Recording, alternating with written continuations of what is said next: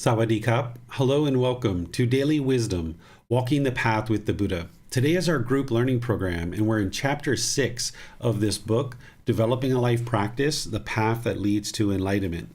Chapter 6 is titled The Middle Way, Walking the Middle Way. This is a really short chapter in the book, and it gives you a little simple teaching that can be very impactful to your life if you understand it and you implement it into your life. This is probably one of the simplest teachings that you'll learn, but can be the most impactful.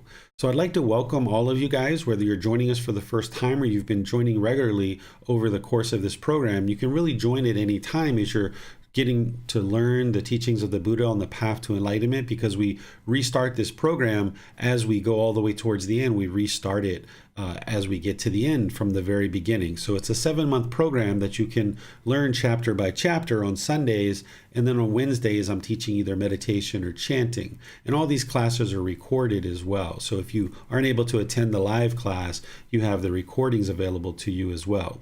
So I'm going to share with you guys this teaching about the middle way and help you understand how to implement it into your life. It'll probably only take me about maybe 30 minutes to really describe it to you, and then I'll open up to any questions that you guys have about this particular topic and anything else that you guys would like to ask questions about. You can put those questions into YouTube or Zoom. Unfortunately, we're not able to live stream to Facebook today. Live stream is having some impermanence there on Facebook, but you can surely put those into YouTube and Zoom, and we'll be able to see those and answer your questions. If you're in Zoom, you can electronically raise your hand and ask any questions or follow-up questions directly. So let me share with you guys the teachings about the middle way and walking the middle way. During the lifetime of the Buddha, he lived as a member of a royal family. His father at his birth received information and advice that his son would potentially become a spiritual leader. And his father actually didn't like this information and decided to sequester his son into the royal palace and tried to woo him into the ways of living as a monarch. He gave him, lots of rich fabrics, lots of wonderful food, lots of entertainment, beautiful women bathing him and taking care of him. There was nothing but pleasures going on in the palace. So this individual named Siddhartha Gautama, not yet a Buddha, was being, wooed into the ways of being a monarch. All the things that riches could buy you, he was able to experience that. But ultimately, he ends up leaving the palace and going off on this journey to attain enlightenment. And when he first leaves, he spends time with this first teacher.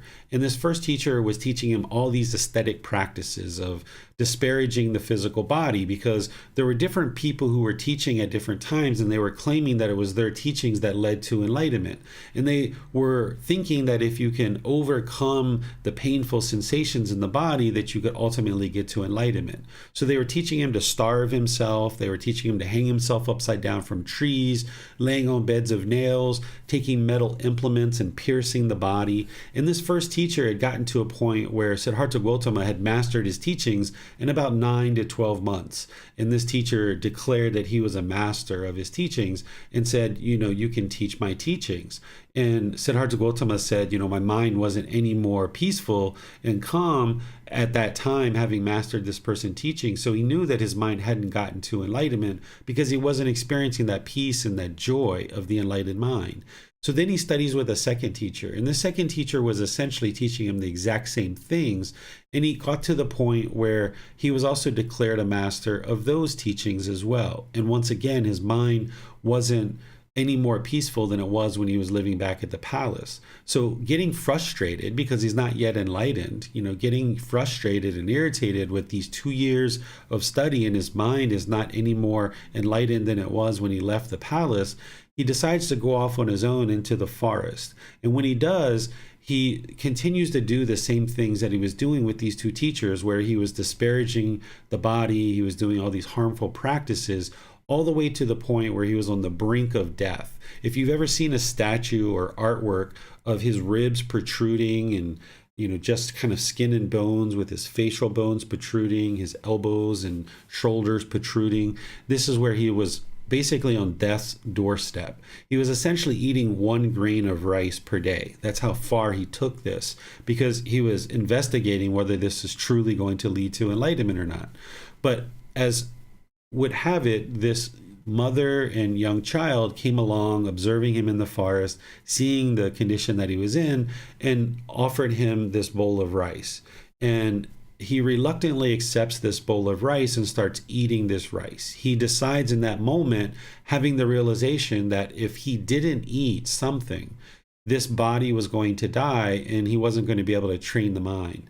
But also, what he was living in the royal palace with all these sensual pleasures, this wasn't leading to a peaceful and joyful mind either. So in this moment, he started to understand what is now referred to as the middle way, or walking the middle way, where disparaging the physical body and doing all these harmful practices was not wise and was not leading to enlightenment. But indulging in all these sensual pleasures wasn't leading to enlightenment either. So he starts striking up this middle way. And it starts with his food.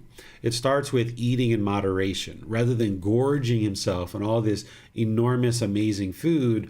Or rather than just eating 1 grain of rice per day, he starts eating in moderation. He starts eating just 1 meal a day. Not everybody needs to eat 1 meal a day in order to get to enlightenment, but you surely would need to gradually work towards eating in moderation, where you're not gorging, but you're also not starving the body either. So once he starts to understand this middle way that he needs to strike and start walking this path of the middle way, he starts to gradually train his mind over a 4-year period, where he ultimately gets to enlightenment. And his core central teaching is the Eightfold Path. And this is his teaching that everything else plugs into, that a student who is interested in getting to enlightenment would need to know this path inside and out and gradually build up their practice. This is the chapter that we studied last week, was the Eightfold Path. And what you're doing is you're dialing in each one of those steps more and more closely to practicing the middle way. You're not going to be able to just snap your fingers and instantly practice those teachings, but slowly but surely you dial your practice in, and this is practicing the middle way, where you're not craving and longing and yearning and chasing after the objects of your affection, but you're also not dull and lethargic and unmotivated and unenthusiastic about what you're doing either, because that condition of complacency isn't going to produce an improved state of mind either.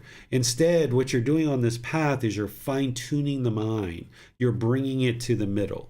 And there in the middle, the mind can perform optimally. It's much like this musical instrument that I'm showing you here. If you tuned this musical instrument with the string very, very tight and you pluck the string, it wouldn't play beautiful music. It wouldn't play the way that this instrument is intended to play. But also, if the string was too loose and you pluck the string, it wouldn't play beautiful music there either. It wouldn't play the way this instrument is intended to play. It's only when you tune this instrument perfectly in the middle and you pluck that string that it plays beautiful music the way that it was intended to play. So once the Buddha became the Buddha, he was enlightened and he understood what it took to train the mind. He used this analogy of the musical instrument to understand what you're doing on this path to enlightenment is you're fine-tuning the mind and you're bringing the mind to the middle. Because if your mind is holding on to things too tight, like that string being too tight with craving, desire, attachment, your mind doesn't perform optimally. The mind is just chasing after the objects of its affection. And if it gets what it wants, it gets pleasant feelings. And if it doesn't get what it wants, it gets painful feelings. But then also, if the mind was lackluster and lethargic and complacent and unmotivated, like the string is too loose, then you're not going to be able to create this peaceful and joyful mind in life either, because the mind feels dull and lethargic. So this Eightfold Path, you're working to understand it and dial it in and practice this middle way where your mind can be in the middle. There can be peace and there can be joy. So rather than pursuing things out of craving, or rather than being indifferent, you pursue things as a goal, as an objective, as an interest. And the Buddha himself needed to do this with the sharing of his teachings. Whereas if he had craving and he just absolutely wanted to get the teachings out there and he expected everybody to learn them and practice them, this is craving, desire, attachment, he wouldn't have been successful in that situation. But also, if he was dull and lethargic and unmotivated and unenthusiastic about what he was sharing, he wouldn't have been successful there either. So he needed to gradually, slowly but surely, pursue this, where he was sharing his teachings as a goal, objective, or interest, because he knew that his teachings were going to ultimately reach the entire world someday. But he also knew it wasn't going to be during his lifetime. So he needed to do the best that he could do during his lifetime in order to share the teachings into the world, so that at some point in the future, they could gradually find their way more and more into the world. So he needed to practice the middle way in all parts of his life, including the sharing of his teachings. So if you understand this middle way, that you're not looking to pursue things so adamantly and obsessively, and you're also not interested in being unenthusiastic and unmotivated, then you can start applying this teaching not only to the path to enlightenment and how you pursue enlightenment as a goal, objective, or interest, but you can actually apply this same teaching to all parts of your life. Whether it's spending time with your life partner, whether it's spending time with your children, whether it's pursuing a certain career or job, whether it's maintaining your house or maintaining your car, whatever it is, you need to find the middle way with these kinds of things. So let's just take an example like finances in a career. If you have a certain job and you just had craving and you just wanted to be the richest person and you just wanted a lot of money and you were just pursuing this title or this job or whatever it is, and you just wanted to go, go, go, go, go, and you were just chasing after it, you're going to make a lot of mistakes. You're going to make a lot of unwise decisions because you're pursuing this out of craving. And once again, if you get the objects of your affection, you're getting pleasant feelings, but they're only temporary. And if you don't get what you want, you're going to get angry and frustrated and irritated. But also, if you never applied focus to your career, if you never did, job training, if you never applied effort to get feedback from your boss and your peers, if you never looked at your skills and your abilities and kept those refined, if you were unenthusiastic and unmotivated about your career, it wouldn't actually produce successful results in your life. So on either side of this, where you're craving and chasing after your career and chasing after money, or you're just unmotivated and not interested in doing anything to develop your career, here you're not going to be able to create this peaceful mind and this peaceful life, or this joyful mind and this joyful life. So you need to apply effort and energy towards working and developing skills and maintaining your career and ensuring that you're gradually working in a direction that's going to be beneficial for you to acquire certain income and sustain your life. But if you just chase, perhaps the way other people are doing, it's ultimately going to end in disappointment. Or if you never did anything, again, it's going to not have the focus that you need in order to pursue and acquire the income and acquire the things that you need. Now, that's just one example, one with your career. But now let's take another one. Let's say if you have a life partner, or you aspire to have a life partner. If you're chasing after that and you're running after it with craving, desire, attachment, you're going to most likely make unwise decisions. You might just take the first person who comes along, or you might make an unwise decision about who to involve in your life.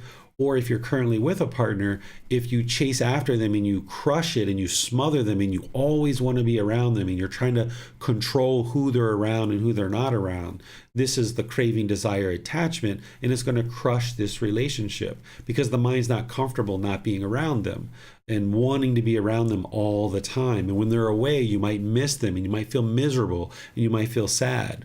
But also, if you are interested to have a life partner and you never did anything to potentially go out into the world, meet people, spend time with people, if you were kind of indifferent and lackadaisical about that, then you wouldn't actually meet the goal of potentially having a life partner if that's something that you're interested in doing. So you'd like to have this middle way where you spend time with your partner, but you realize that that's impermanent, that while you're together, you have quality time rather than looking at the quantity of time, because oftentimes we think that quantity is more valuable. But if you look at the quality of the time that you're together and you spend time as a goal, objective, or interest, knowing that sometimes you're going to be together and sometimes you'll be away, and that you can train your mind to be together and enjoy that, and you can train your mind that when you're away, you can enjoy that as well. When your mind finds this middle, no matter what the topic is, and we can come up with many different topics, whether it's maintaining your house or your car or your life with your children or any aspect of your life, when you find the middle, your mind will be at peace. There'll be joy there. It's almost like the mind takes a breath. But when you're chasing something, you're going to ultimately feel completely exhausted because you're constantly chasing. You're going to feel like you have your nose to the grindstone and there's just no breath. It's almost like swimming and not taking a breath. And it's almost like hurting your lungs because you've been under the water for so long. But also the same thing is if you are dull and lethargic and unmotivated in doing certain things, your mind's going to feel dull and lethargic and unmotivated because it doesn't have that energy that it needs, the initiative and motivation to do something.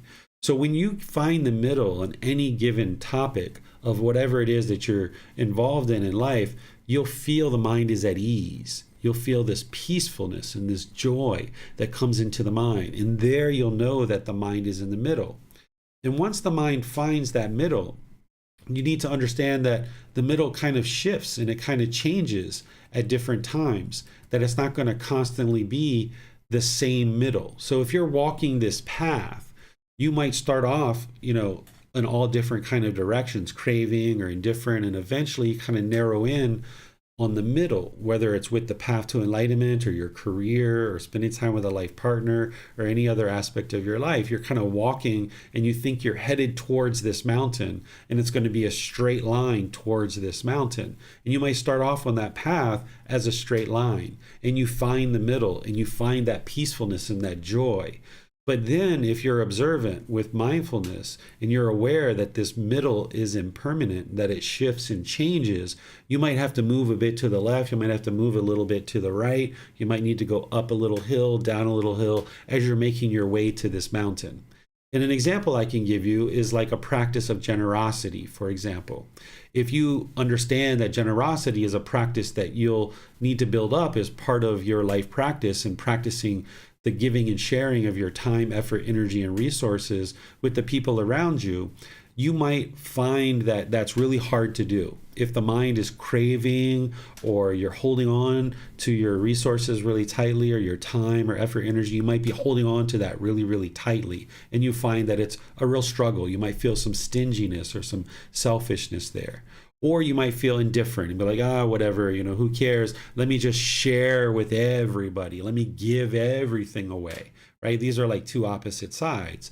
Well, as you understand this middle way with something like a practice of generosity, you might learn how to more and more come to the middle, where you're not holding on to things selfishly and stingily, but you're also not sharing, unlimitedly either, where you lack the basic needs that you need in life. But you find this middle. And now you start practicing generosity in your life with your time, your effort, your energy, and your resources. But now as you're walking forward on this path, having found this middle, and there's peace and there's this joy there, you might go through some different changes in your life because of impermanence. You and or your partner, or if you're single, you might end up having more income or less income at different times, or you might have higher expenses or lower expenses at different times.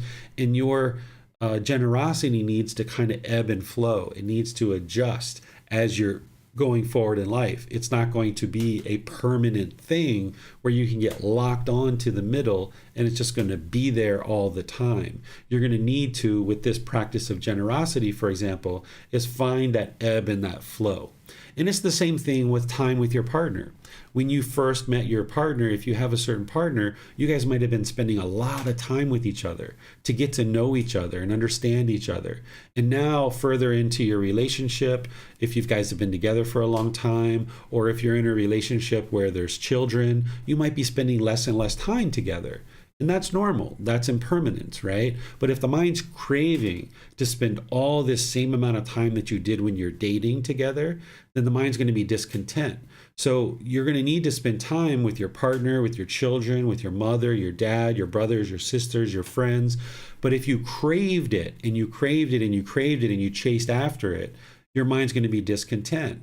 But also, if you never spent time with people and you just could care less who you were around, not making wise decisions about who you chose to be involved in your life, that's not going to produce the best results either. So as you bring this more to the middle and you cultivate relationships with friends and family and your life partner, and you find that middle about the amount of time you're spending with them, and you feel that peace and that joy there, well, this middle is then going to shift and it's going to change as your responsibilities at work or at home change. You need to be aware of that. So the teachings that I'm sharing with you is all about practicing things in the middle way, being observant that whenever your mind is discontent, it means the mind is not in the middle, and you need to find that middle. It might mean that you need to throttle back some because there's too much craving, or it might mean that you need to invigorate some more energy and lift the mind up because it's too dull, it's too lethargic, it's not, the string isn't tuned well, it's too loose, or the string's too tight. So you're going to need to look at your life as you're going forward in life, and where you see there's discontentedness, you know there's a craving, desire, attachment, you need to restrain the mind and pull that back. But also where you see there's too much unmotivation or too much lethargic condition in the mind, you're going to need to lift the mind up and practice energy and bring the mind more to the middle. This is all based on the Eightfold Path that the Buddha shared, that it's the Eightfold Path that is helping you to fine-tune the mind and bring the mind to the middle, organized into these three sections of wisdom, moral conduct, and mental discipline, that you're practicing each one of these steps and learning them, but then you're trying to find the middle. And oftentimes what the mind does is when there's craving, desire, attachment, and the mind's chasing after something, and you start learning non-attachment, and the mind starts letting go of this, oftentimes the mind swings like a pendulum, and it swings all the way over here to being kind of maybe indifferent or unmotivated, like I mentioned, or even complacent in certain situations as you're starting to train the mind to let go of craving, desire, attachment, because the mind in the unenlightened state only typically knows how to pursue things out of craving, desire, attachment. So when you start letting go of this craving, desire, attachment, the mind will oftentimes swing all the way over here to the other side where there's a lack of motivation. And then you kind of figure that out, that that's not the middle either. And then you kind of let that go and you start bringing the mind up with energy and more invigorating the mind. And now it kind of swings a little bit over here towards craving, but not as much as you had before. And then it kind of swings back and forth and back and forth. And then eventually you kind of find that middle in all these different topics of your life that you need to find it with. And then the mind can be peaceful and joyful there. And then you just need to be observant as the middle is shifting and changing. The way that I also describe this is I describe it like a piece of steel. Like if you had a steel rod and you had a piece of wood and you were grinding the steel back and forth on the wood. When you first start, this metal would kind of pop out really easily to either side because there's no groove there yet. So when you're first starting on this practice of the path to enlightenment, you don't quite know where the middle is, so it's easy for the mind to pop out towards craving or towards complacency. And then as you grind this steel back and forth, accumulating more and more benefits from your meditation practice, from practicing the Eightfold Path, from learning these teachings, more and more, the mind finds this middle and you make more and more of a groove in this wood. And once the mind is finding the middle more and more for an elongated period of time, it's down deep in this groove and it's less and less likely to pop out. And when it does pop out, you know it right away because you know what it feels like for the mind to be in the middle, because you can feel that peacefulness and the joy, that calmness, that serenity when the mind's in the middle. So you'll need to dial this in more and more in each different area of your life, whether it's spending time with family, whether it's your finances, whether it's maintaining your vehicles or your home, whether it's going out and spending time with friends or family, whether it's hobbies or activities, whether it's your career. Each one of these things, you'll need to find the middle with it. And when you do, the mind will be peaceful and joyful there, but then you'll just be aware as it ebbs and flows and adjusts and changes. Then the last thing I'll share with you is something that I wrote quite a while ago that I was trying to kind of summarize the middle way and kind of finding the middle. And I'll just read it to you because I think that I wrote it here in a way that you can maybe understand. The topic of this, I titled it, Where is the Middle? Essentially, like, how can you find the middle? If you observe the mind is experiencing happiness, excitement, elation, thrill, exhilaration, euphoria, sadness, anger, frustration, irritation, annoyance, guilt, shame, fear, stress, anxiety, boredom, loneliness, shyness, jealousy, resentment, etc., then move the mind to peacefulness. Move it to calmness, serenity, and contentedness with joy. This is the middle, where the mind is unaffected by discontent feelings. The mind can reside in the present moment with singleness of mind, peaceful, calm, serene, and content with joy permanently, as one nears closer and closer to enlightenment through training the mind.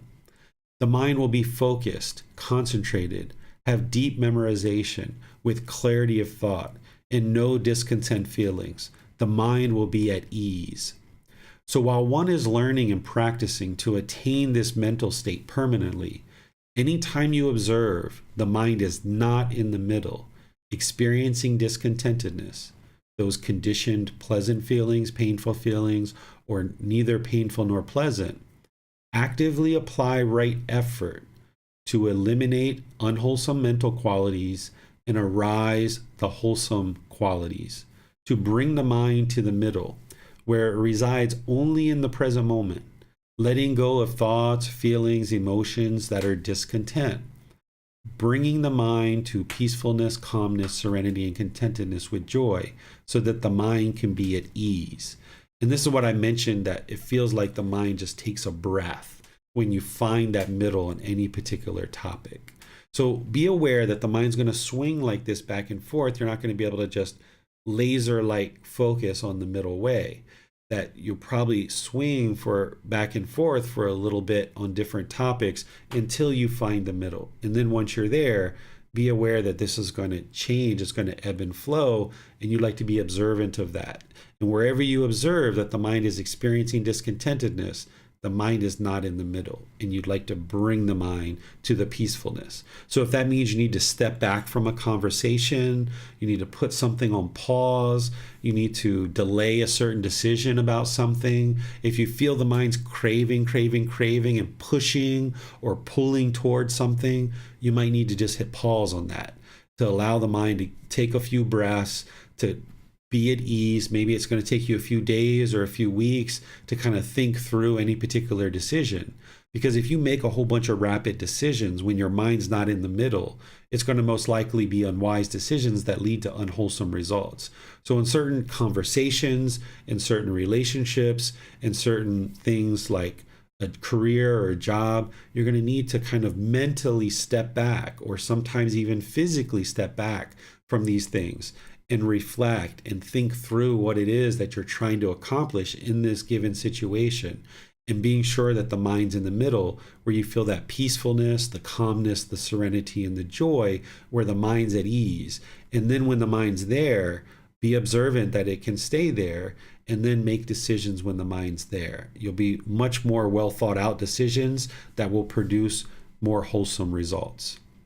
So this is everything that I have to share with you guys on the middle way. If you've read this chapter, you see what I wrote there, and here you have what I'm sharing with you here in our class. So I'll just open up to whatever questions you guys have on this topic about applying it to your life, or certain things that you feel like you maybe aren't in the middle, if you need some help to walk through that and figure that out. Or like I said, if you have questions about anything I shared, or once we handle these questions, if you have any questions about anything at all, you're welcome to ask anything and everything. This is just a very light topic here, because for the last few weeks, we've been covering, some pretty meaty topics. So there's just kind of this lighter topic here before next week and the future weeks, we're going to go into some more meaty topics.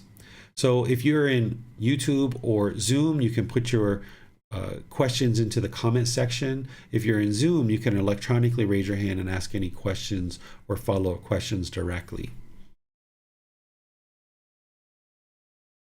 Thank you, Teacher David. I'm wondering if you could give some advice on how to assure a life partner that may not be on the path of your love for them when you are able to be peaceful and be alone, and have that alone time. Yeah, oftentimes it takes, stepping away, coming back together, stepping away, coming back together, so they can see that while you're away, you still have care for them, you still love them. Oftentimes, practicing generosity with your life partner is really, really helpful in ensuring that you practice generosity. Maybe you bring small little gifts, like it's a little chocolate bar that might cost you $1 or $2, right? Or just some little thing. It doesn't have to be some enormous gift, but just some small little things. You're not interested in doing that every single time, but doing that occasionally. And whether it's sitting down and bringing food to their house, or having food with them. Oftentimes when people are having food, it's comforting for them, and they're having conversation and they're having some kind of food, or you give them some little gift like chocolate, because when they eat the chocolate, oftentimes the mind is experiencing pleasant feelings because of that, so they'll associate those feelings with you. So you might need to go away and come back, and go away and come back, and as you come back, occasionally bringing with you a small little gift, and ensuring that when you are together, that it's good quality time, that you are practicing those 5 factors of well-spoken speech, that we speak at the right time, what we say is true, it's gentle, it's beneficial, and it's with a mind of loving kindness. And if you're ever in a situation with friends or family or partners where your mind isn't able to practice those 5 factors, it's better to just step away, whether that's a few minutes, a few hours, a few days, a few weeks. If you're not able to practice those 5 factors of well-spoken speech, then you're making unwise decisions about your speech, and it's going to produce unwholesome results in that situation. So remember, the right time is, of course, not interrupting, but also making sure that your mind isn't angry or frustrated or irritated, and making sure their mind isn't irritated, frustrated, or stressed, or having anxiety. So if you're experiencing any of that in your mind or their mind, even if your mind's completely calm and their mind isn't, oftentimes it's best to step away in that situation and just let things calm down.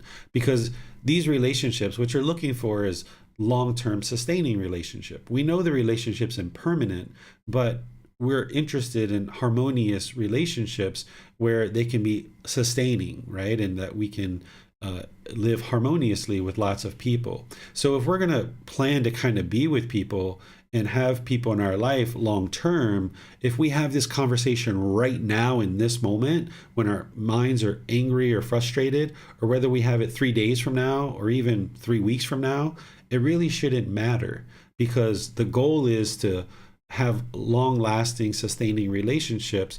And the only way that we get to that is if we have this generosity with our partners, that we have speech that is spoken at the right time, that it's true, it's gentle, it's beneficial, and it's with a mind of loving kindness. So wherever we see that we're not able to do that, it's important to step away, and whatever amount of time that needs to be, then so be it. Because if we hurry up and rush to have this conversation and it's just frustration, it's just anger, it's just blame back and forth to each other, that's not going to produce any wholesome results. It's just going to make things worse. So it's, even though there might be craving and the minds might not be willing or interested to step away, that's exactly what you need to do. The mind oftentimes wants to hold on, and it feels like if it holds on, the tighter it holds on, it's going to somehow keep this relationship going.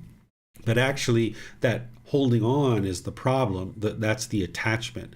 So the minds need to get comfortable with, okay, we're not talking well with each other right now, so let's step away. And oftentimes the best way to do this is, rather than tell the other person, like, you're not talking well to me, I need to go away, right? It's better to always reflect on your own practice. And you can say, I'm not able to speak well right now, and I value this relationship too much, and I need to step away and calm my mind down. And if they're like, no, I'm not going to let you do that, that's even more reason why you need to step away. And sometimes you don't necessarily need to say anything. You can just, gradually walk away.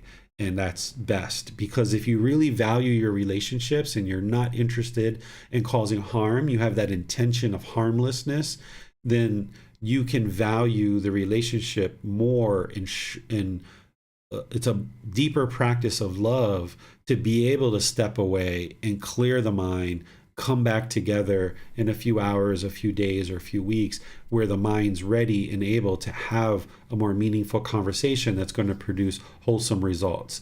And then when you do come back together, it's important to focus the conversation on what you need to do to improve. If there needs to be a conversation about it at all, is focus on your mind. Because oftentimes what we do when we come back together is you might try to blame the other person for all the things that are going on in your life and how they're causing you problems. But if you spend time away from each other, what you should be reflecting on is not what the other person did, but what you did. But oftentimes when we're so angry, we have wrong view in the unenlightened state, we're away from the other person, we're trying to figure out all the reasons why they are wrong and I am right. This is the ego that's doing this.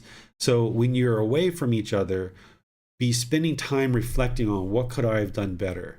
Did I practice right intention? Did I practice right speech? Did I practice right action? Was I not loving and kind enough? Was I not compassionate enough? What was it that I was doing that could improve this situation? And when you spend enough time with that and you look at that, if you need help, you can reach out to me and I'll help you, any student, to be able to understand that.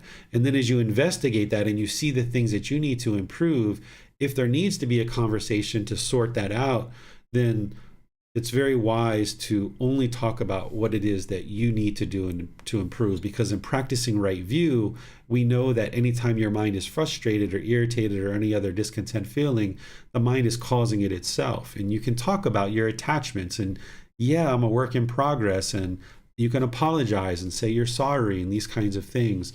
But if you ever experience not only the heightened escalation of an argument or a potential argument, or if you're ever in a conversation where there's blame going back and forth in both directions, it's best to just end the conversation and walk away and clear the mind, get the mind back to right view, get the mind back to right intention, right speech, right action. And if you need to reach out for help, that's what I'm here for. And then when there's time to come back together, you can come back together, and then both of your minds are be in a better place. Thank you, sir. You're welcome. I can see where the middle way helps with that. Previously, I believe the fear of practicing the pause was in relationship to life partners, was the other women that come in when practicing the pause. But now with right view, understanding the middle way, it's more important to practice the pause and love unconditionally, and just want that other person to be well. So it's helpful. Yeah, I would just like to share something with you there. If you're ever in a relationship, you or anybody else, and you guys are together, and then when you're apart, the mind is worried about them going with another person, this is the craving, desire, attachment, right? And if that person chooses to go with somebody else, then that's their choice. That's where they're choosing to be with somebody else. And maybe they're not as committed to the relationship as you thought they were, or that they thought they were. And that's a good thing to be able to see and be able to know that if somebody is craving interaction with a woman or a man, and they're with you, and then when they're not with you, they have to bring somebody else into their life in order to kind of meet that void, then that shows what they're craving. And that's where you would decide whether it makes sense for you to continue in this relationship and knowing this person's challenges, help them work through that. If you're going to be successful together, they're going to need to let go of that craving, desire, attachment. They're going to need to learn how to be by themselves and be alone, because they're not going to always be with somebody. And they're going to need to know how to come together, have calm discussions, and when things aren't going well, to be able to step away, reflect, and think on that. So there's a lot of skills that need to be cultivated in order to develop a healthy relationship where you can come together, be calm, have discussions, and when it's not going well, have the strength and value the relationship enough to be willing to step away and see that as healthy and productive. Yes. Thank you, sir. You're welcome. It looks like Marcy has her hand raised. Let's go to her. Thank you, Chrissy. Thank you, Teacher David. So Teacher David, today when you talked about like that pendulum, I'm finding myself that I'm recognizing and I'm aware when I have discontentedness, and then I almost feel like I go into this complete shutdown, which I'm assuming is that kind of like complacent avoidance type of, I just, just shut down and I get stuck there. And I'm getting stuck there for like days, and I find that when I'm kind of stuck in that situation, I'm being a little bit more annoyed and frustrated with people that I'm interacting with. And I lose this kind of like no interest in trying to, not that I want to have ill will towards anybody, but like really trying to practice loving kindness towards people. And I'm getting stuck. So I'm having a hard time kind of like swinging that pendulum back to where I'm coming back around to wanting to practice loving kindness, generosity, and, having the intentions of seeing all beings do well. Or I should say this mind, this body, this mind. Okay, so now that you're aware that the mind's doing this, and that's like 90% of it right there, is like just being aware what the mind's doing. And that's why I share this, that when you let go of craving, the mind tends to swing to the other side because we don't even realize that that's what's happening oftentimes. So understanding what's happening is 90% of it. So what you would like to be able to do is catch that sooner and sooner, because the longer the mind's in that complacency, that lack of motivation, the harder it is to get it out of there. So as you see the mind headed in that direction where you're sitting around on, for 3 hours, 6 hours a day and just doing nothing, like, oh my goodness, this is complacency. This is a hindrance to my ability to train this mind. Let me get off this sofa. Let me go out for a walk. Let me go to get something to eat. Let me go for a bike ride. Let me, whatever it is. Let me go spend some time with a friend. Let me pick up a book. Let me attend a class like this or what have you. So the sooner you catch it, the better, because then it'll be easier to bring the mind back to the middle. Because once it gets deeply rooted in that complacency, it's almost like digging its heels in and it doesn't want to move, right? So catch it sooner and sooner, because now you're aware that that's what's happening. But even if it's been 3 days, a week or so, and you see that there's complacency in the mind, you can still bring the mind out of that. What you're trying to do is you're trying to arise the enlightenment factor of energy. This is from the 7 factors of enlightenment. And those 7 factors, the first factor is mindfulness. This is the same mindfulness that's in the Eightfold Path. The Buddha describes mindfulness and puts it into various teachings because you need it at different times for different reasons. But the mindfulness is awareness of mind generally. So you'd like to always be practicing awareness of mind. So if you have awareness of mind, you can catch it sooner and sooner before it gets into those 3 days of complacency or 3 weeks of complacency. Because as part of those 7 factors of enlightenment, if you're practicing mindfulness, when you see the mind's dull and lethargic, you then practice the enlightenment factors of investigation, of energy and joy. But you can just arise the enlightenment factor of energy by, going out for a walk or going on a hike or taking a bike ride or whatever it is that you enjoy doing. Everybody is unique and everybody's different. What the enlightenment factor of energy is having the willingness and the initiative to do something, being enthusiastic and motivated about something. So whatever point that you see the mind being complacent, you would like to bring the mind back to the middle with the enlightenment factor of energy. You need to apply the right effort.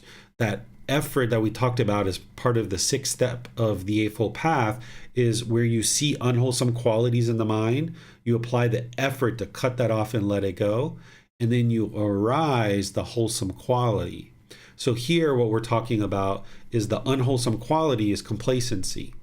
So where you see that unwholesome quality of complacency, you then apply the right effort to cut that off and let it go, eliminate it from the mind. And the wholesome quality in this example is the enlightenment factor of energy. That's what you're cultivating and bringing into the mind. So each one of these challenges or problems, so to speak, in the mind, you start learning really quickly what the solution is, right? So if you experience complacency, you should automatically know the solution is energy. And I need to go out for a bike ride. I need to go for a walk. I need to just go to the mall and walk around. If it's cold outside, if it's raining outside or what have you. Same thing, like as you learn these different teachings, you learn all these different unwholesome qualities and what the antidote is. Some people even describe the Buddha like a doctor. There's a certain symptom or a certain problem in the mind, and then here's the antidote, here's the solution. So this is how you get rid of complacency, is apply right effort to eliminate complacency and arise energy in the mind. And that's what brings it back to the middle. I appreciate that, because with your explanation of that, I realized that I get that discontentedness. I am aware of it, and then I go to the letting go, but then I become complacent. And then when I try to release the complacency, I go right back to the discontentedness. So I feel like I'm stuck in this little bit of a loop. But I think the problem is that I'm not diverting my attention to something else. So when I'm trying to apply the effort to come out of that complacency, I'm not antidoting it with anything of like going out for a walk, which would take me away from returning to the discontentedness, if that makes sense. Yeah. So I really do appreciate that. That was very, very helpful. Thank you. Yeah, you're welcome. And what I'll add to this is, you know, in some cultures we're taught to be like nose to the grindstone and constantly go, go, go, go, go, go all the time. That would be craving, desire, attachment. But sitting around the house for 3 days straight and doing nothing, you know, that's complacency, right? So what you're doing is you're trying to find this middle where, yeah, sometimes you're going to need to sit around for 2 or 3 hours and do nothing and just lay on the sofa and watch some TV perhaps, or read a book or do something else, right? And just see doing nothing as being productive. This is something I had to train my mind to do after being in business for so many years. When I got here to Thailand and I was no longer in that business, I was no longer a business owner, I didn't know how to relax. I had to train my mind how to relax because I was go, go, go, go, go, go, go all the time in America, based on the culture and based on the things that I did there. So, you know, I didn't know how to relax. So you'll need to relax. You'll need to spend hours here and there, you know, just doing nothing, but you're not interested in that coming from a position of complacency and allowing the mind to just be dull and lethargic. So craving and chasing things, nose to the grindstone, that's not the middle way. Sitting around for multiple days doing nothing, not that you're sick, not that, you know, you're injured or something like that, but you're just sitting around just for the sake of sitting around and doing nothing. You're not interested in that either. So wherever you see either of those two things going on, you know you need to bring the mind to the middle. So if the mind's excited and in that craving state, you're interested in bringing in tranquility, concentration, and equanimity. That's what brings it to the middle. Where you see the mind is dull and lethargic or complacent, you arise investigation, energy, and joy and bring the mind to the middle. And then know that, yeah, sometimes you can sit around and train your mind to just relax and do nothing, and that's okay.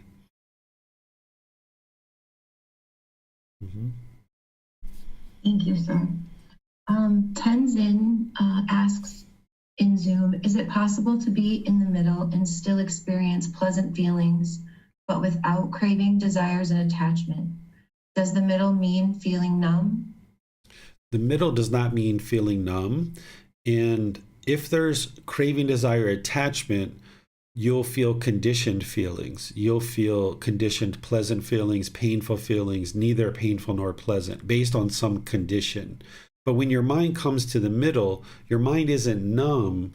Your mind is peaceful and joyful. You're going to have enjoyment there. The mind's going to be fulfilled. Like everything's going wonderful. You've got a big smile on your face. Everything feels fulfilling. Everything feels at ease.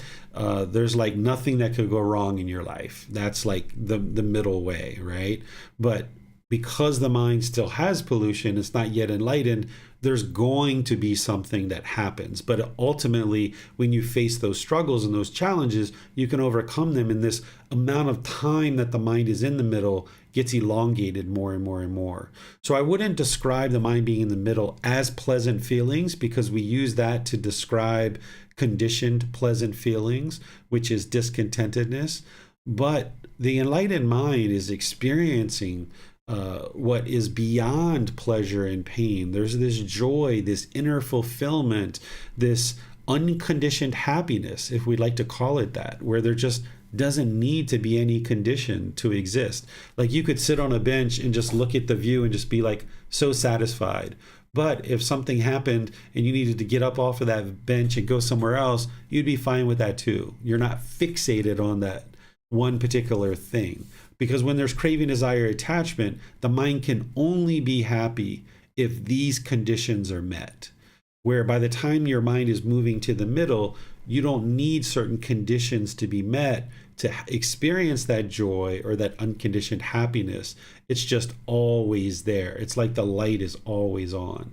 So I wouldn't describe it as pleasant feelings, but they're beyond pleasure and pain. It's better than the pleasant feelings that you ever experienced in the unenlightened mental state. There should be joy, this inner fulfillment, this unconditioned happiness, this ease about the mind and about your life. Everything is just smooth and nothing could go wrong. Things are going so smoothly. Thank you, sir. And Max asks on YouTube, did people become enlightened before the Buddha? But the Buddha is the only one that found the path and taught how to become enlightened? The Buddha describes that he's the discoverer, the declarer, the originator of the path to enlightenment, and it was unarisen before him, meaning that this path did not exist before him. That's what he shared during his lifetime.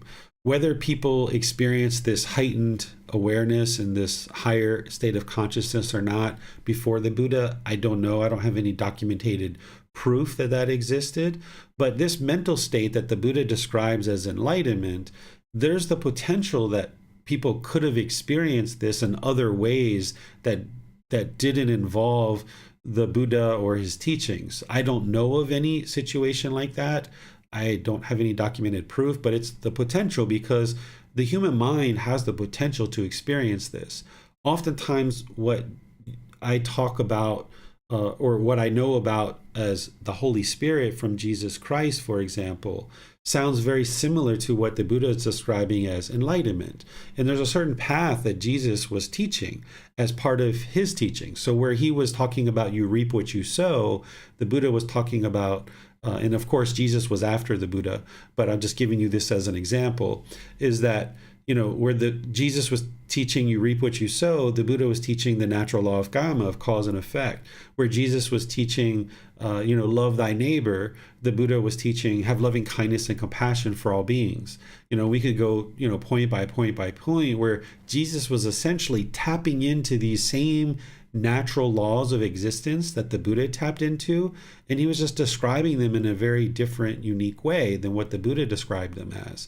A fully perfectly enlightened Buddha is going to describe them very clear, very concise, very precisely. But this state of mind that one experiences as an enlightened being, it's a state of mind that is accessible to all humans. And one could find their way to that in any number of different ways, potentially, even through Hinduism or Christianity, perhaps, or maybe even Muslim teachings, depending on what wisdom you've cultivated and what teachers you have that's sharing with you, you might be able to find your way to this mental state. But what I suggest for people to do is to find a teacher and a set of teachings that really speaks to them and that is very clear and very concise, and that you have access to that individual to be able to help you on this path. And if you can find that type of individual and that type of collection of teachings, then pursue that and go all the way through with that.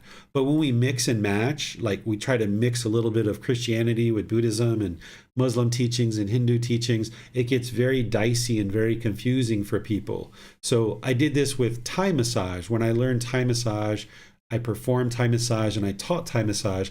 I just kept with Thai massage, the way that the Thai people did it, and it was very potent. It was very powerful to help heal the human body. Where other people took a different approach, where they mixed in Ayurveda medicine or they mixed in Chinese medicine and things like this. And in my opinion, it dilutes the strength and the power of Thai massage, because we're now mixing it and blending it with all these other things that don't necessarily belong there. So with the Buddhist teachings, my approach to this has always been to just keep it the way that the Buddha taught it, because he's the discoverer, the declarer, and the originator of this path. And he says in his teachings that if their set of teachings does not include the Four Noble Truths, he says that it's not possible to get to enlightenment without the Four Noble Truths. He also says, as if a collection of teachings doesn't contain the Eightfold Path, that it's not possible to get to enlightenment without the Eightfold Path and the Four Noble Truths, which the Four Noble Truths is part of the Eightfold Path. But of course, the Buddha is speaking from his perspective and what he experienced as a human being, because what he knew was the Eightfold Path and the Four Noble Truths. And I would say the same thing, that I only know how to get to enlightenment through this Eightfold Path and through the teachings of the Buddha, where I see some similarities in Christian teachings or Muslim teachings or Hindu teachings. I see some connections and some similarities, but I wouldn't be able to lead somebody in those teachings, in Hindu teachings, Muslim teachings, or Christian teachings, to fully experience what it is that you will experience in the Buddhist teachings, because all I know that is very penetrating to be able to help you get to enlightenment is the teachings of the Buddha. I understand Jesus' teachings very deeply, pretty much, but I wouldn't know how to guide you to experiencing enlightenment with those set of teachings. I know a little bit about Hindu teachings, but I wouldn't know how to guide you to the state of enlightenment through those. I know very little about Muslim teachings, but I surely wouldn't be able to guide you to this same mental state through those teachings. But potentially, there's people out there that could, but I'm just not that person. I could guide somebody through the teachings of the Buddha. So if there's other people out there that are getting to the same mental state through other teachings, wonderful. That's outstanding, because the ultimate goal is for all humans to get to this mental state. But what I'm sharing is what the Buddha taught, and that's what really speaks to me, and that I'm able to then share and communicate to others. Thank you, sir. Let's go to Joe. It looks like he has his hand raised. Hi. I guess for the last 2 or 3 years, maybe, once in a while, like once, I don't know, it might be every 6 months or it might be once a month, but like I'll get it like a 2-minute window of, some kind of calmness or something. For instance, last night, I bring this up because last night I was sitting on the bed and I was looking for a movie to watch. And my partner's in the bathroom, doing her routine or whatever, and I hear the familiar cling and clang of, whatever, the drawers opening and this, that, and the other.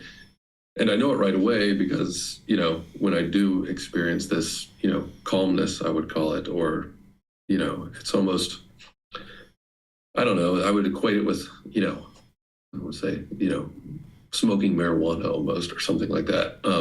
It's like, it's sort of euphoric, but it's more of like just, a peaceful feeling. And I know it's a different feeling than what I would normally have because I realize it instantly. And it would only last for like 2 or 3 minutes. And it could be me, just sitting on the bed or sitting in a chair. It was pretty random. But like I said, it only would happen like once every 2 or 3 months for maybe a minute. And this is the first time it's happened since I've moved to this apartment house where I live now. But anyways, does this sound like a touch of the middle, or, Yeah, this is giving you a glimpse of the potential of what the mind can do. and what it can achieve and what it can experience. That for that 2 minutes or that 1 minute, it's like there's nothing else that you need in the world, that you just feel completely satisfied, completely fulfilled. There's nothing external outside of you that the mind wants in that moment. And for a minute or two or however long it is, the mind's completely satisfied.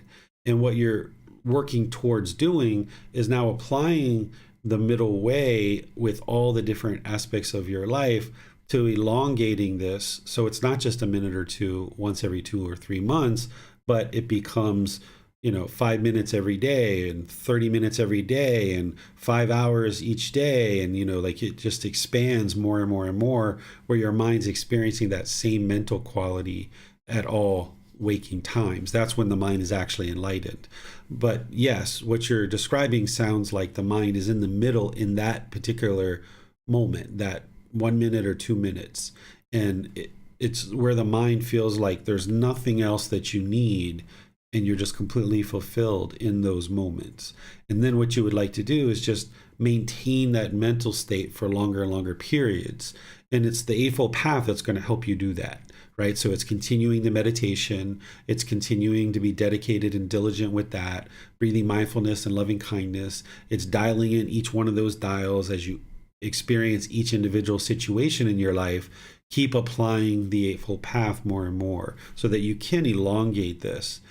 Sometimes when people are learning, you might have certain relationships, Joe, in your life where like you might have known this person for an extended period of time and you guys have never had a harsh word between the two of you, and you just always utterly pleased, and the relationship is just completely fine, and you'd be there for that person and that person would be there for you, and you've never had a harsh word or even a harsh thought about this person ever. In that particular relationship, the mind is practicing the middle way. But now what the mind is looking to do in order to experience enlightenment is apply those same principles in the same way you interact with that person to each individual relationship and each individual situation that you have in your life, so that you're encompassing your whole life with more and more of this practice of the middle way and non-attachment. Okay. Mm-hmm. Yeah, it's definitely a short, fleeting thing that, and like I said, I can tell because it's way off of how I normally feel. So, yeah. And what's really helpful about those situations is when you observe that and what the mind's experiencing, you know what the middle feels like, so that then when the mind is not there, you know that, right? So that now that you've had those glimpses of what it feels like for the mind to be that calm, serene state, when the mind's not there, you can be observant that it's not there and then bring the mind back, right? So when you feel your mind going into that excited state or that, that agitated state, you can spot it sooner and sooner and bring the mind back. It's just like I was talking with Marcy about complacency, is the longer you allow the mind to stay in the complacency, the harder it is to get it out. And it's the same thing, like once the mind goes into that anger, the longer it stays in that anger, the harder it is oftentimes to bring it out of the anger. So with mindfulness, catching it sooner and sooner, that the mind is not in the middle, you can bring it back to the middle more easily. But the longer you allow the mind to dwell outside of the middle, the harder it is to get it back to the middle. Gotcha. Thank you. Yes, you're welcome. That's great that you see the potential because you've experienced a bit of that.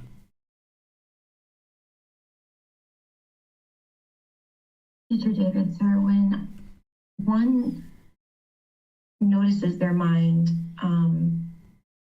becoming agitated, I was speaking with you earlier about playing a game with my son, and he kept blowing me out of the water, and I started to get a little frustrated and cut that off and redirected the mind. When you notice that it's easy to redirect the mind, is it a wise idea to then, what I did was I continued to play another game just to see, well, am I going to get frustrated if he beats me again?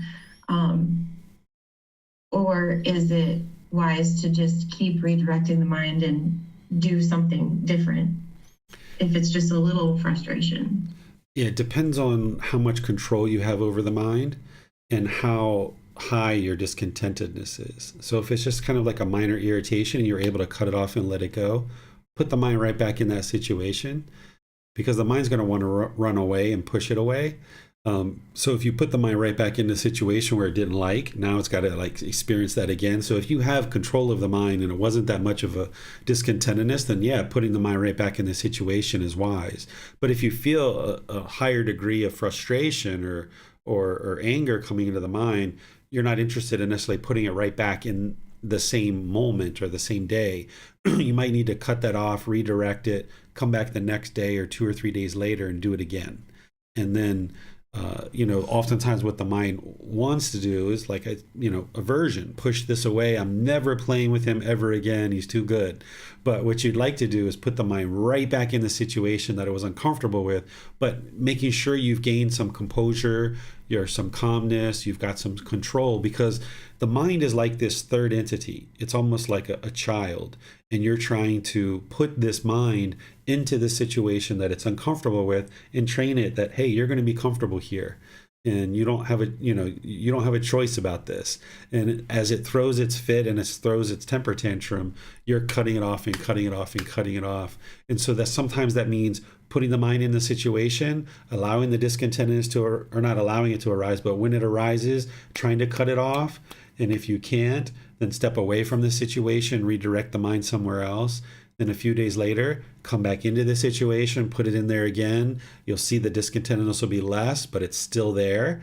Try to cut it off, cut it off, cut it off. Go away for a few days, come back again, try it again. And each time the discontentedness is becoming less and less until you get to the point where he beats you in that game. And you're just like, all right, well, of course. And you just start laughing about it and you think it's the most hilarious thing ever that he keeps beating you. And there's no discontentment in the mind whatsoever. And then you'll know that the mind's been liberated. But then you would like to try some other things too. You're not interested in just thinking that, okay, this craving is for sure gone.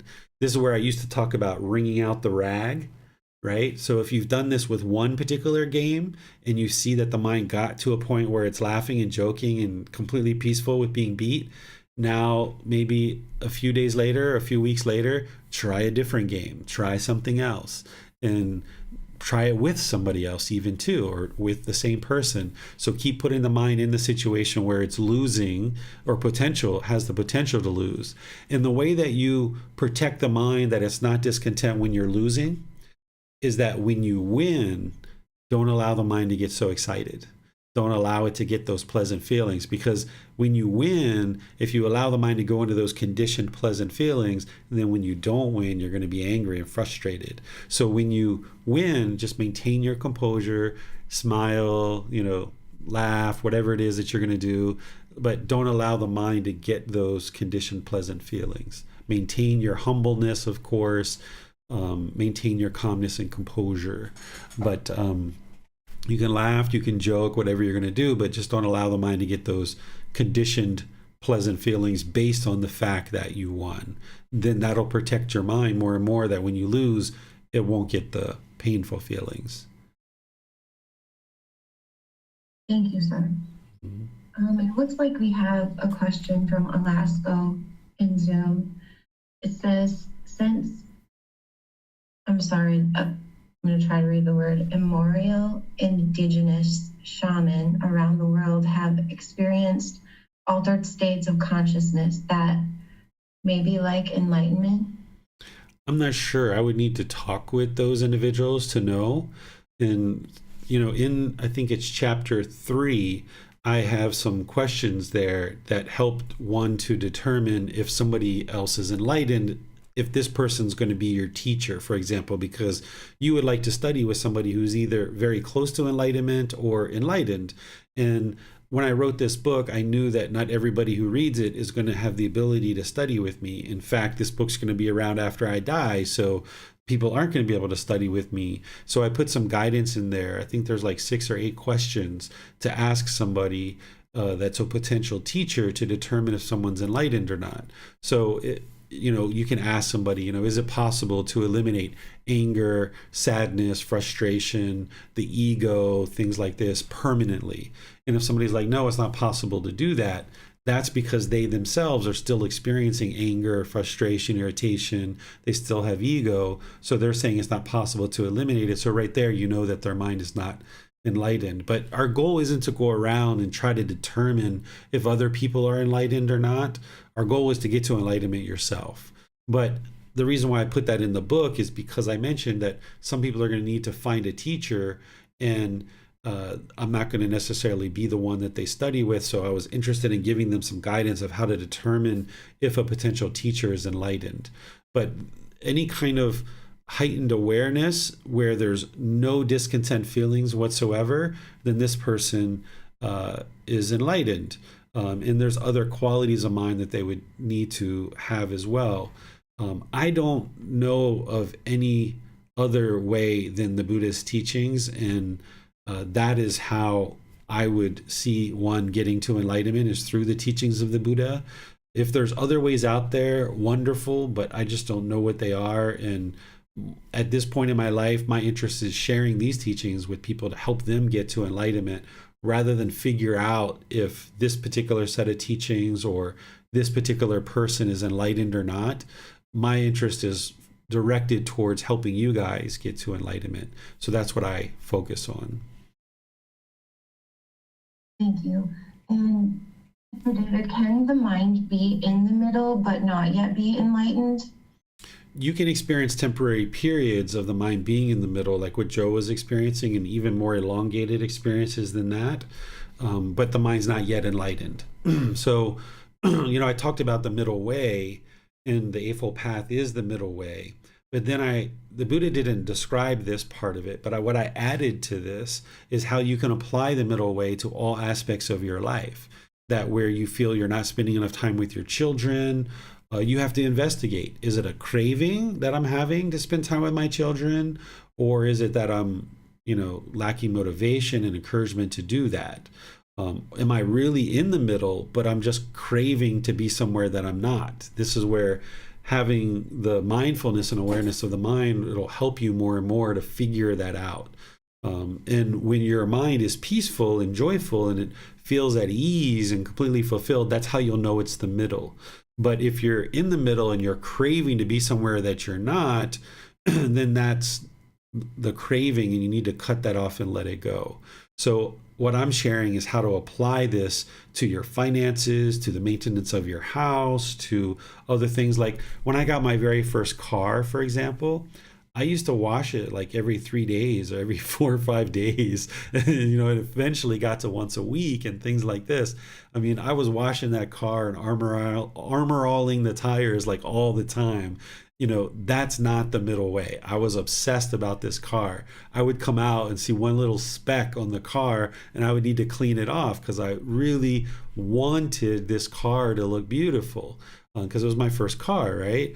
So slowly but surely, you train your mind to let that go, and you realize like, okay, your car is going to be dirty sometimes. But for a good year or so, 2 years perhaps, that's what I did. I just kept this car looking immaculate inside and out. There wasn't even a speck of dirt in the car. So that wasn't the middle way. But also never cleaning the car and having it really trashy, that's not wise either. So we've got to find this middle way with each individual aspect of our life. And wherever we're seeing that our mind's not in the middle, the mind's going to be obsessive and craving and longing, or it's going to be lackluster and unmotivated. And that's where on all these different things, you just kind of manage and create this balanced life for yourself where you're addressing each individual aspect of your life and doing it in the middle way. Thank you. Let's go to Marcy. She has her hand raised. Thank you, Chrissy. Thank you, Teacher David. Teacher David, I'm going to ask this question, but this might not be something that you might want to address at this class, but prior to, what Joe was talking about, and we talk about those moment times of like clarity, peacefulness, calmness, and, prior to when I first started with you, I kind of was more in an isolated type of situation. And I didn't have a lot of external influences. So I was, waking in the morning, no more dreams, waking in the morning, feeling very peaceful, very calm, just feeling this joyfulness or bliss throughout my day. And these were extended days. I would have these moments for days and days and days. And now where I'm at now, I feel I'm not waking with those anymore. Like I'm kind of having dreams and stuff again. And is that a part of that pendulum that you talked about? Is that part of that back and forth? Now I feel myself like craving, wanting to go back there, but I know that having any kind of craving to kind of go back to that is obviously not, beneficial to the mind. So is there anything you could recommend? Or I know mindful breathing and stuff and practicing the Noble Eightfold Path to kind of alleviate that craving, because I do find myself very interested and really kind of wanting to kind of go back to that. And of course, now in my life, I have more external influences, with work and relationship and things of that nature. I mean, should I cut these things out of my life again and go back to more of isolation, or, Things that led to your peacefulness that you did before, where you paid a lot of attention to the Eightfold Path in your meditations, and you just stay dedicated to doing that, that's what you do. You stay dedicated to the Eightfold Path, you stay determined, you stay diligent. This is like a test that your mind's going through. It's swinging, this pendulum swinging. But as you fine-tune the mind through the Eightfold Path and with your meditations, staying diligent there, eventually that stuff will all calm down and the mind will come to the middle. It might take 4 weeks, it might take 8 weeks, it might take 12 weeks. You don't know at this point. There'll be a period of time where you'll just stay dedicated. Everything will be really shaken up in your life, and just one day you'll wake up and like, wow, the peacefulness is back. But don't get excited about it. Don't get, so all these pleasant feelings based on the condition that the peacefulness has come back. So when you experience the peacefulness, like, okay, I see you, right? You just kind of stay calm and focused and centered and stable. So you just continue to stay dedicated to the path. This is where your confidence in the Buddha, the teachings, the community, your teacher, and your ability to attain enlightenment, you need to get rid of the doubt, if there's any doubt in there, and just stay with the confidence and your dedication and your diligence, and just know that, hey, you did it once before and you were working in that direction, and all the things that you were doing was working. Now you're just in this period of flux where there's a lot of impermanence. So just keep staying dedicated to what you were doing with the Eightfold Path. The peacefulness will come back. Anytime you see cravings, cut it off, let it go. Just keep staying dedicated to doing all those same things. Yeah, and I know that, like, when I was, more in my isolation, what I was doing is I was reciting to myself, the three universal truths, the four noble truths, and I was able to recite them from memory, and the Eightfold Path and the 5 aspects of right speech, and I would recite those in the morning for myself. But is that something that, was that a craving that I was doing that, or was that something that I was training my mind, and it's okay, maybe I should bring that back into my daily, routine, because now I feel like sometimes where I would be able to, say out the 5 factors of right speech, I'd be able to pull it out and be able to do it and apply it, where now I feel a little bit more like, all right, what are they again? I got to really start to think. And the other day, I was talking about the 3 universal truths with my son, and I couldn't remember, good morals. I couldn't remember that. But before I had that, it was embedded in my mind. Yeah. So this is what's called thinking and pondering. And the Buddha describes this as part of the path, that as you learn the teachings, where in the past you didn't know these teachings, and whatever happened in the world, you just kind of plowed through it and made whatever decisions you were going to make. I call it, running through the forest, knocking down the trees and burning up the forest. That's kind of what we do when we just have selfish cravings and desires. We just run through the forest, knock down the trees and burn up the forest. Where now that you know a bit of the teachings, you're more thinking and pondering about those teachings. And you used to do that as part of your morning. And that's how you rose the teachings up into the mind, and you made sure that they were consciously in the mind. This is wise. This is helpful for you to do. And the Buddha talked about that as being part of the path. But understand that when you have certain cravings that come up in the mind, like we've talked privately, and there were certain cravings that you expressed that were in the mind, whenever the craving arises, not only does discontentedness arise, but that muddle-mindedness comes into the mind. So the mind becomes less focused and less concentrated. And that's why you're trying to clear out this pollution of craving, anger, and ignorance, because as long as that pollution's in there, it's going to create this muddle mind, where before you had craving, anger, and ignorance in the mind, but it just hadn't arisen yet. It was kind of like under the carpet, right? And it was like the room was pretty clear and the air was pretty clear. But now, because of the situations that you just went through, it's like the carpet got pulled back and the dust's flying around. But what you would like to do is, while this dust is flying around, is clear it out of the house, get all this pollution out of the mind, so that's why you're staying dedicated to the Eightfold Path in the meditations and everything else, is you're trying to clear this pollution out and clear this pollution out. And one of the only ways for the pollution to get cleared out is it needs to come up into the mind so that you can see, there's craving. Let me get rid of that. There's anger. Let me get rid of that. What do I do for anger? Oh, loving kindness meditation and practicing loving kindness. What do I do for craving? Breathing mindfulness meditation and generosity. So you need to experience the arising of some of these pollutions and see the results of what you experience as a way to actually clear it out of the mind. And during that period of time, there's going to be more muddle-mindedness. But the things that were working before, you tend to go back to those because it was working before. So it's obviously was wise and helpful. So if reciting the three universal truths, the four noble truths, and the others was helpful for you, then do that. This is one of the reasons why I have those posters that I have, that image that you can print that, or you can order printed versions of it. And it's a good little refresher in the morning.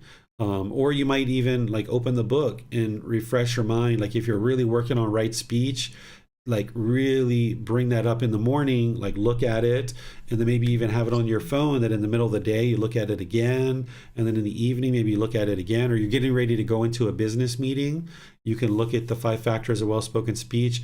I used to do this regularly, is like when I was working on one particular thing in the morning, the middle of the day, in the afternoon or evening, I would refresh my memory on that to bring it up into the mind. And what the Buddha would teach people to do is, in the community, they would discuss the teachings. So, you've got all these ordained practitioners around during the day while the household practitioners are out working. They would be discussing the teachings amongst themselves as a way to bring the teachings up into the mind.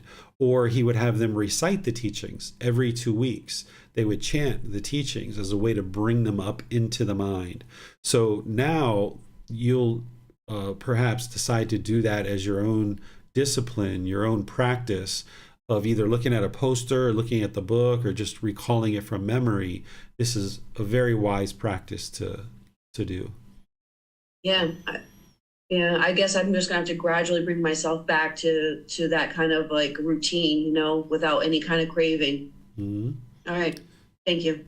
Yeah, the key there is gradual. That's a very wise way to think about it.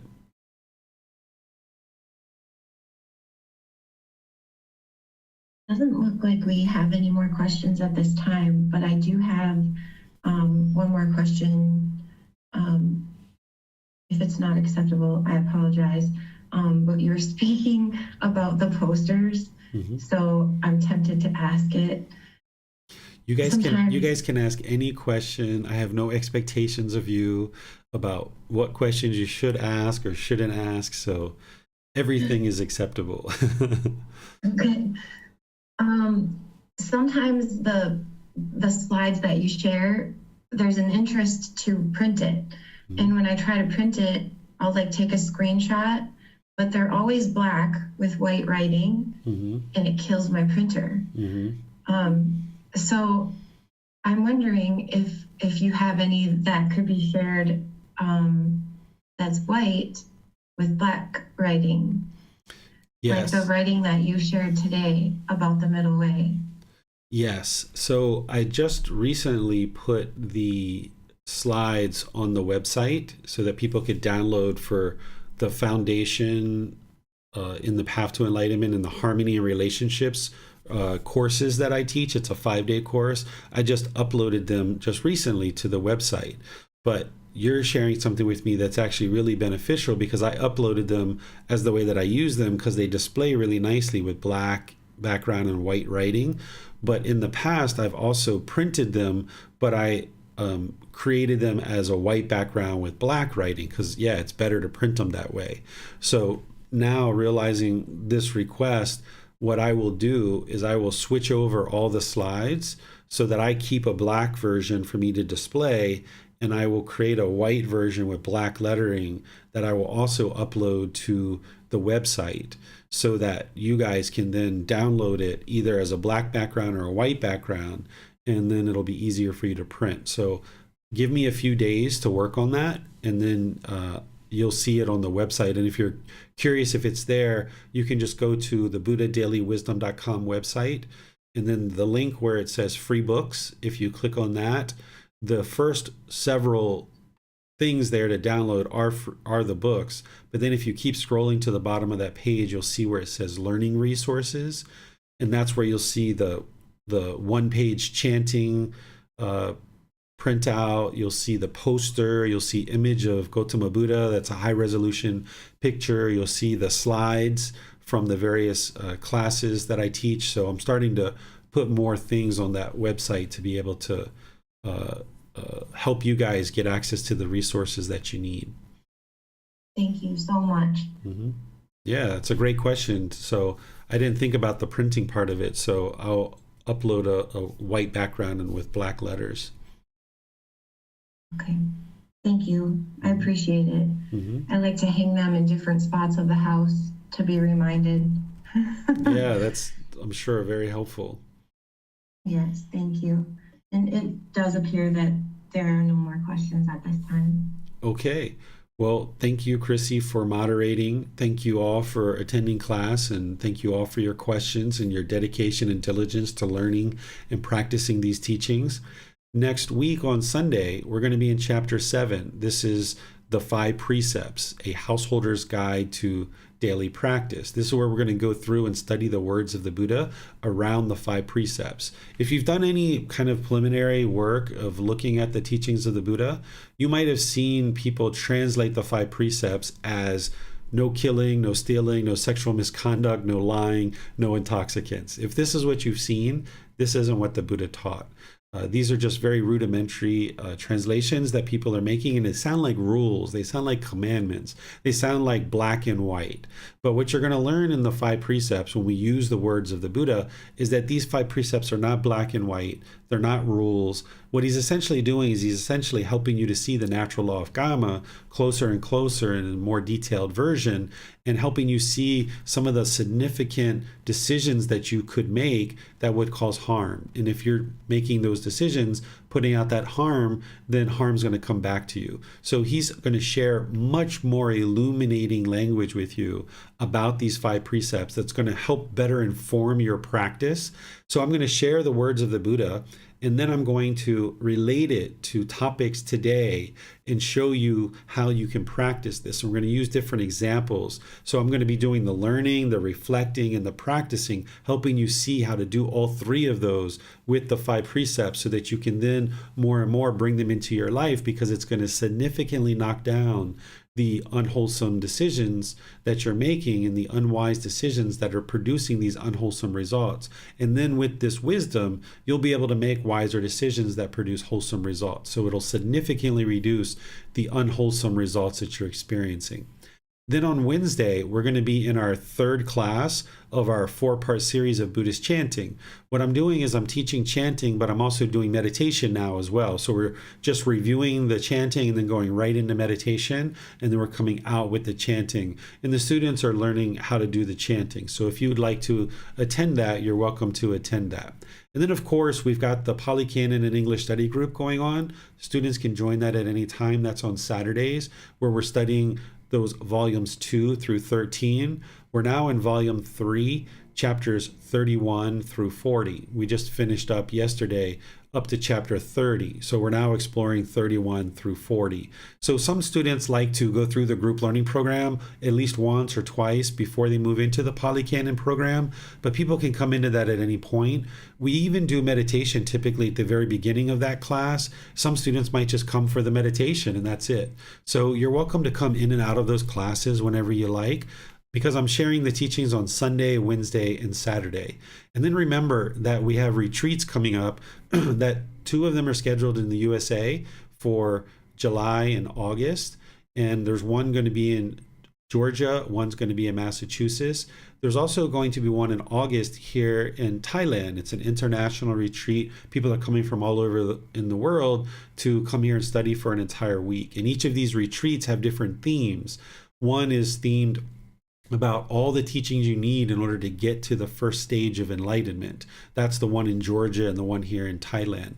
And then, of course, we also have the Buddhist pilgrimage tour towards the end of the year, where I'm going to be guiding students along the sites of the lifetime of the Buddha, where he was born, where he attained enlightenment, where he delivered his first discourse, where he died, and a bunch of other sites too. Some of the sites people are kind of not necessarily as much aware of them as I am, so I kind of included them into the tour that you won't see these sites on other tours necessarily, like the site where the doctor of the Buddha dedicated and donated land in order to build a temple. He donated this land and he built this temple, and the remnants of this temple are still there. And not too many people know about this particular site, so I've included it into the tour that we're doing. And as we do this tour over a 12-day period, we're going to be doing it as a retreat where we're waking up at the hotel, we're doing meditation together. I'm doing a certain amount of talk and teaching